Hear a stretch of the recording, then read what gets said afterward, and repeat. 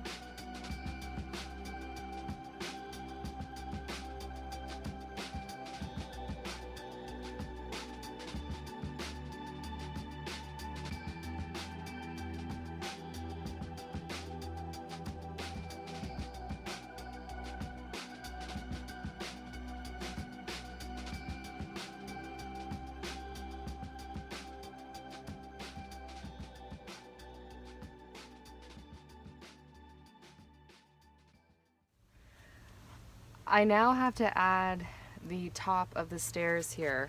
So this is the first piece of wood, the new wood that I'm adding. I'm going to secure it to the 4x4s with some bolts, so I will show you how to do that now.